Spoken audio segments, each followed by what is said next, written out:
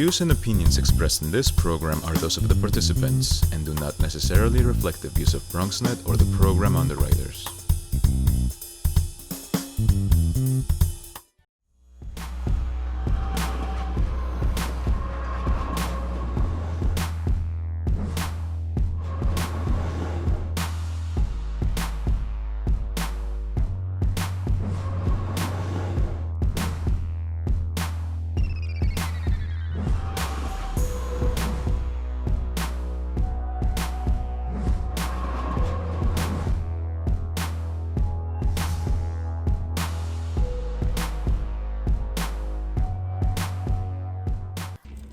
Hello and welcome back to Open 2.0, and I'm your host Alyssa Colon. As we prepare for the fall, Open 2.0 wants to highlight creativity and accessibility resources and information for young people in the Bronx community. Today we are joined by Laura Alvarez, co-founder of the BXArtsFactory, and artist Sajata-E to talk about the new series coming to BronxNet TV, Art Time. Welcome to the show, Laura and Sajata-E. So for the first question, I'd like to start off by asking, can you tell us your official titles and where you're from and or based? I am Laura Alvarez. I am one of the co-founders and COO of BXArtsFactory, and I'm also an artist. I am originally from Spain, but I've been in the Bronx for over 10 years. Hi everyone, I'm Sajata-E, aka Sajata-E. I am designer and creative director of Sajata-E for D2PD, and I've been in the Bronx my whole life. Nice, perfect. So for my next question, who is the BXArtsFactor and what are the missions and goals of the BXArtsFactor?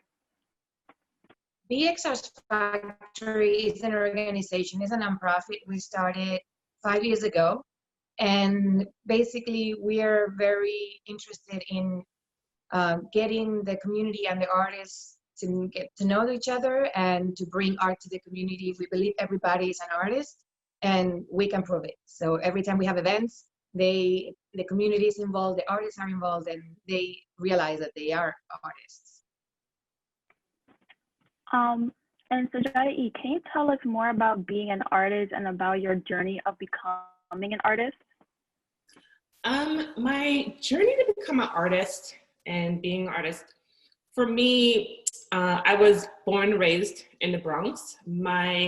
I'm first generation American. My mother is an American. My dad is a Caribbean Indian, and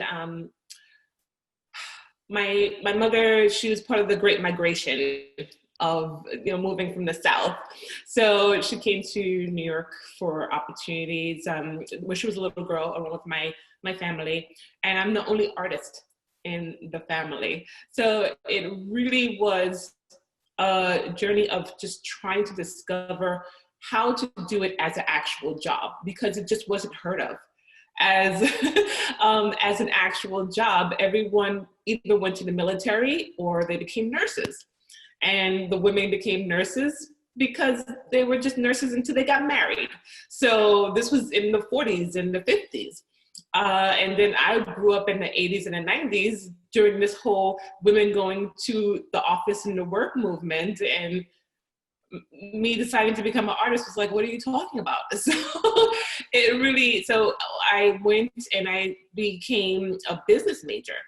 And that was important for me because I really did want to understand how to turn my art into an actual business and have it be an actual job. So I am very thankful that I learned the business aspect of, becoming a professional and how to structure my creativity in order to make it an actual job, in a sense.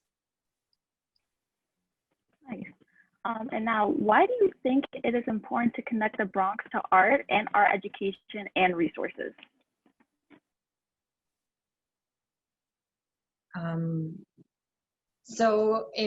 From my point of view, since I arrived in the Bronx, I worked a lot with kids and after school programs, and then I started to working for parks, and I also worked a lot with the community. And I saw a need that I all of the founders of BXArtsFactory, we were all raised with family and art. Like it was something that we did together as a family. And I felt that that was something that was missing here, because when people come to New York, most of the times if you come to the Bronx is because you don't have that many resources. So you're basically, your main focus is to survive. And when you're just trying to survive, you forget to do a lot of other things that can enrich your life, but you don't have time for that. So we thought that it was our mission to be able to show the community that even if you're busy, you always have time for art, because art can be done anytime, anywhere. And a lot of times we forget that. And art is not only painting or drawing, it can be crocheting, it can be music, it can be poetry, it can be acting, sewing. Whatever you do is art. So that's why we believe everybody is an artist. It can be dancing, and the Bronx has so much background in that, in being able to reinvent themselves using art to move forward, with graffiti, with hip hop, with salsa, with, there's so many things. And we're just here to let you know that we're in this all and we can create together, and we can just like channel all the energy that we have when we get home into something positive like art. Because a lot of times that frustration, if you don't let it go somehow, it gets to you. So using art to decompress, to release all that, whatever you are feeling, that's what we advocate for. Nice. And I also feel that I agree with you that you need to express yourself in a certain way to, to tell them like how you feel. And I completely agree with you. And now to transition for the next topic, can you talk to us about Art Time and how did this partnership and series come to life? Yes, so we've been talking forever with Michael Max and and we've been talking forever about BXArtsFactory having a show at BronxNet. But the same, like, we are all full-time, we have all full-time jobs, and we volunteer for BXArtsFactory. So it's a volunteer-based organization. We don't have anybody on payroll. And it is very difficult to find time to do everything. So we do a lot of events with the community, but always that thing that we wanted to do with BronxNet was like pending. And when all this happened, we thought that it was a good time to start creating that project that we were always thinking of creating. And something that from the beginning we were very aware of is that there's not that many places in the Bronx that you can find the history of the artists of the Bronx. So creating this kind of archive of artists that are in the Bronx, that they grew up here, that they are creating, and they're all for the community, we thought it was a great idea. So we're just starting now with 3 artists, and we'll see if we can continue, if we get the money to keep going. What are the missions and goals of Art Time?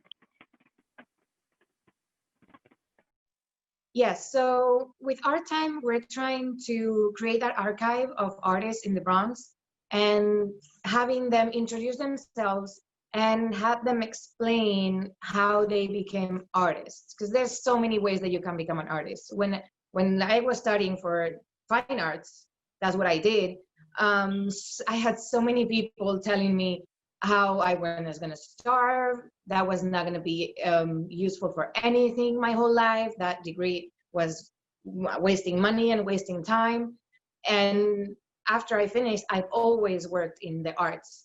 So I don't think that choosing like an art degree is a waste of time, but also there's a lot of people that they go into something else because they believe that they can make a living better out of it, or because of their family pressure, because of so many issues that can happen, or you don't study anything because you don't have the time or you don't want to.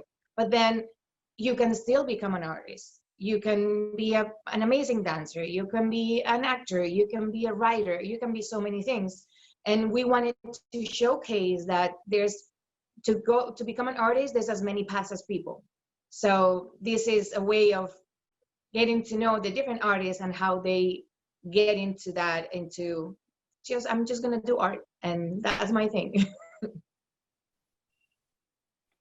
Yes, thank you. And can you also tell us about the first episode features Sajata-E?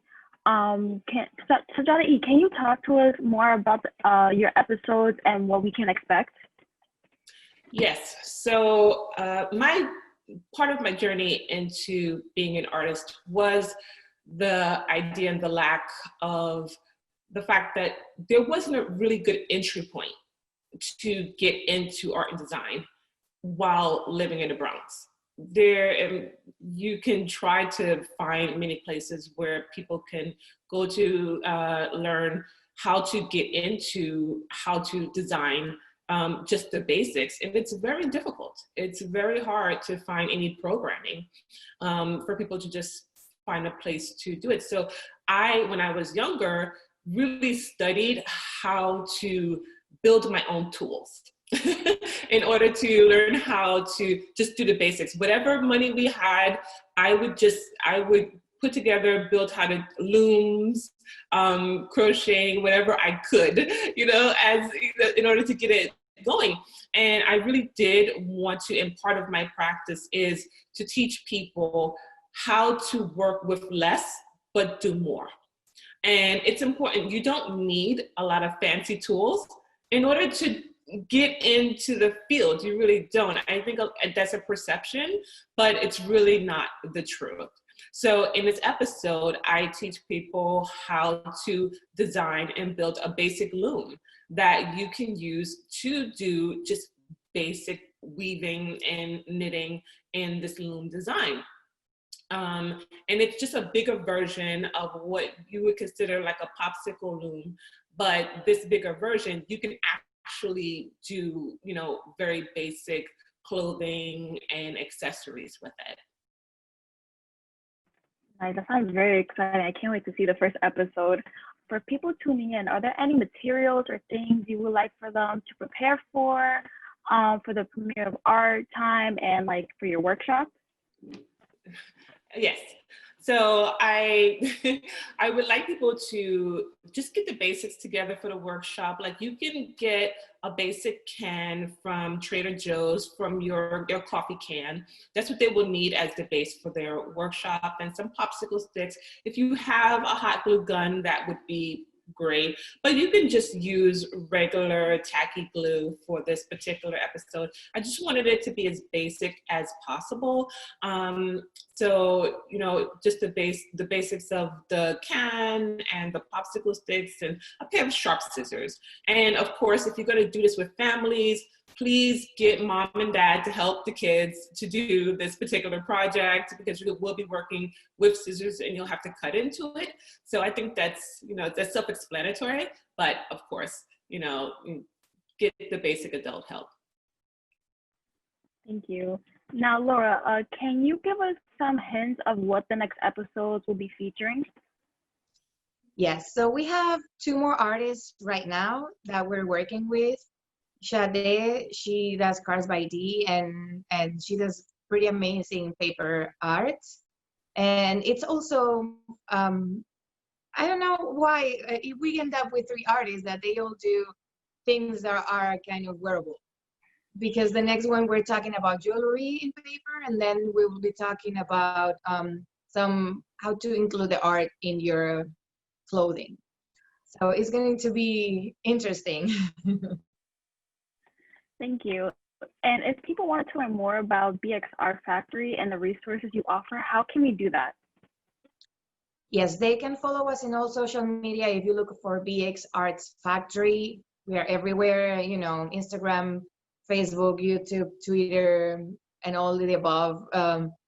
We have our website, BXArtsFactory.org, and lately we've been using a lot YouTube. So if you look for BXArtsFactory on YouTube, you'll find our last projects, the Creative Corner. We have like over 20 videos of like very easy, creative ways of using magazines or letters and numbers to create other drawings.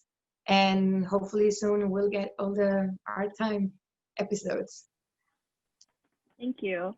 Now, Sajata-E, if people wanted to view and learn more about your work, how can we do that? Yes.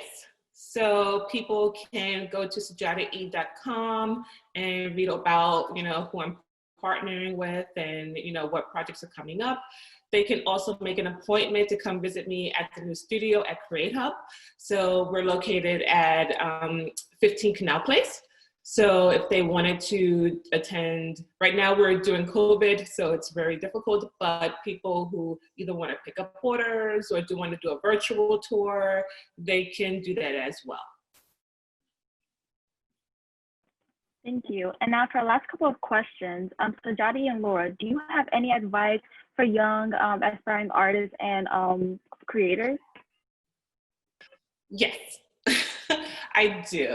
I really would like young artists and creators to truly try to think about why they want to be an artist. Maybe they want to think of some kind of solution to a problem that they would like to use their art to solve problems in their community. I think there needs to be a lot more to being an artist than just trying to become famous, because that was not any intent of mine at all. There needs to be something more than that. If the idea of becoming an artist is just, I want to get attention and fame, take it from someone who's been doing this for 20 years. I worked with a lot of people 20 years ago, and 80% of them are not doing it anymore. It's not their job, they're not doing it, and they're not in practice.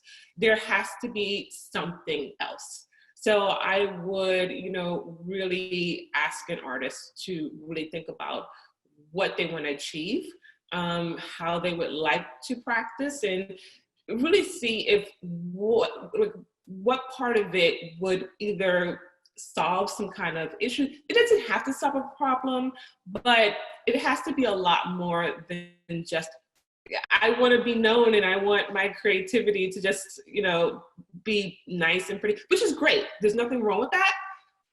But if you want longevity, think a little long term. And Laura, do you have any advice for young aspiring artists and creators? Sure. I think being an artist is a labor of love, and you don't stop being an artist. So if you want to be successful, you really have to work hard. Just doing some drawings like once a month is not gonna make you an expert on drawing. And like, you cannot run a marathon in 1 week. You cannot be successful, and you cannot be like a practicing artist in 1 week. It's gonna take a long time. It's gonna take a lot of patience. If it doesn't take that long time, awesome, congratulations. You made something really difficult easier for yourself. But then it takes a lot of work. So it takes a lot of work, and you have to take yourself as if you were a company. You can't just be like, I'm gonna sleep in today, I don't know when I'm gonna answer these emails, because the jobs come, but you have to respond on time, you have to be on time, you have to be yourself and be like if you were working for somebody. Even though you're working for yourself, you still have to present yourself as a business person. And it's always good to have your own branding, your own image. Take care of your website, take care of having nice business cards. Like, all this makes a whole package, and people really respect you much more if you do all that than if you're just like hanging down a paper with your phone number on a post-it. So it's just, take yourself seriously if you really want to be an artist. Thank you so much. And now for my last question, for the both of you guys, do you have a message or anything you would like to share with young people and the community during this time with the pandemic and the social unrest?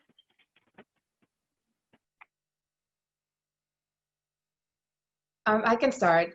Like Sajata was saying before, it's good that your art has a message and has like, at least is trying to solve a problem. And as artists, I think in my case, my art is always talking about what's happening around me.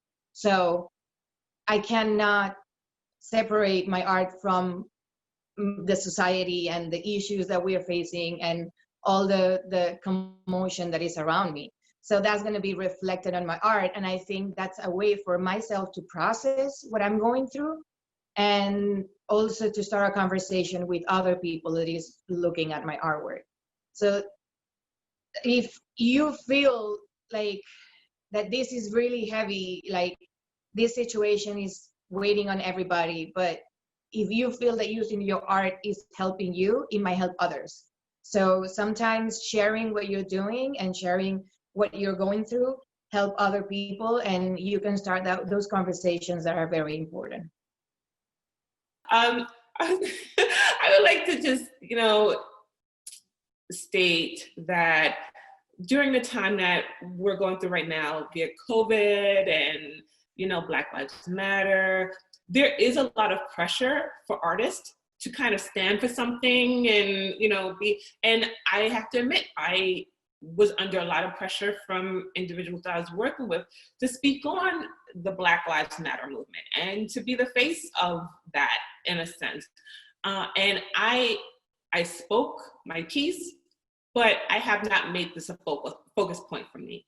And the reason why is because I believe that just being an artist and existing in my community and doing the work that I do is an example enough. I do not need to be the face of Black Lives Matter. There are loads of people speaking on the topic, and I don't want anyone to feel pressure to, change their whole aesthetic in art in order to stand for this movement because they're African American, because they're a person of color, because, they have a deep complexion. You don't need to do that. Say what you have to say and maybe move along. If that's how you feel. If you want to base a load of work on it, that's great too. But there is this level of pressure on it. And I don't want anyone to feel like they need to do that, because that's a heavy burden to take on.